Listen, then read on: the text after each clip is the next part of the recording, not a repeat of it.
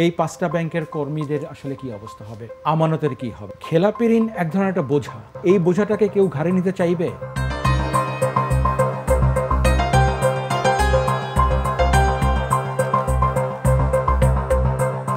Bangladesh bank বলেছিল যে মানে প্রক্রিয়াটা হবে স্বেচ্ছায়। একটা সবল ব্যাংক, একটা দুর্বল ব্যাংক, তারা নিজেরা আলোচনা করবে এবং আলোচনা করে তারা সিদ্ধান্ত নেবে যে কিভাবে, কোন প্রক্রিয়ায়, কতদিন ধরে তারা একত্রীকরণ করবে, যেটাকে আমরা বলি মার্জার, সেটা হবে। কিন্তু প্রক্রিয়াটা নিয়ে যেভাবে হচ্ছে, বাংলাদেশ ব্যাংক একটা নীতিমালা দিয়েছে। সেই নীতিমালা, এখন অভিযোগটা হচ্ছে যে বাংলাদেশ ব্যাংক এখন সেই নিজের যে নীতিমালা সেটাই বাংলাদেশ ব্যাংক মানছে না।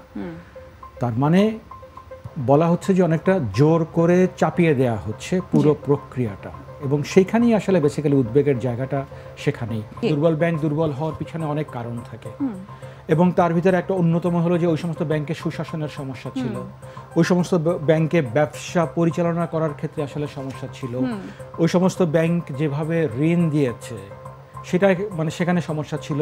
এবং এই যে পাঁচটা ব্যাংক আরও বাকি পাঁচটার সাথে ইয়ে হবে, মানে একত্রীকরণ হবে, ওই পাঁচটা ব্যাংক মানে দুর্বল পাঁচটা ব্যাংকে বিপুল পরিমাণ খেলাপি ঋণ আছে। তো এই খেলাপি ঋণ তো এমনি হয়নি। এখন খেলাপি ঋণ এক ধরনের একটা বোঝা, সবল ব্যাংক বা একটা ভালো ব্যাংকের জন্য বা যে কোনো ব্যাংকের জন্য খেলাপি ঋণ একটা বড় রকমের বোঝা, একটা ব্যাড অ্যাসেট।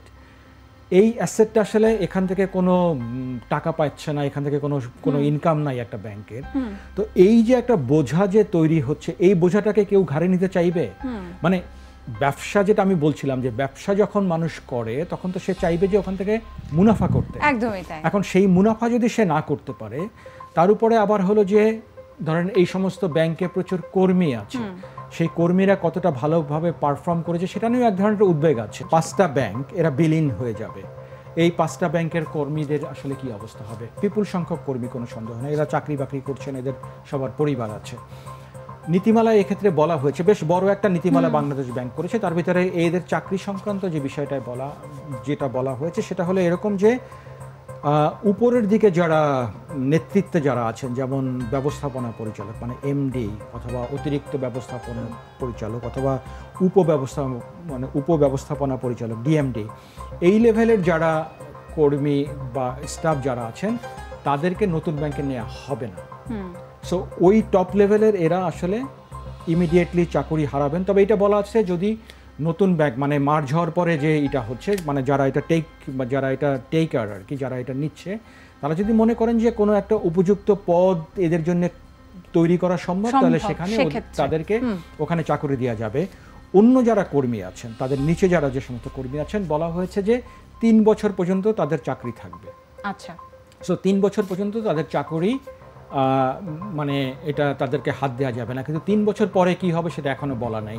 স্বাভাবিকভাবে নতুন ব্যাংক মানে মার্জ হওয়ার পরে যে ব্যাংকটা হবে সেখানে তারা সিদ্ধান্ত নেবেন যে তারা কতগুলো শাখা পরিচালনা করবেন, কতগুলো কর্মী তারা রাখবেন। এটা তখন একেবারে ব্যবসায়িক দৃষ্টিভঙ্গি থেকে তারা এই ধরনের সিদ্ধান্তগুলো নেবেন। আর একটা ব্যাপার হয়তো এখানে আলোচনায় আসতে পারে, সেটা হলো যে আমানতের কি হবে, কারণ অনেক মানে সাধারণ মানুষেরও এখানে আমানত আছে।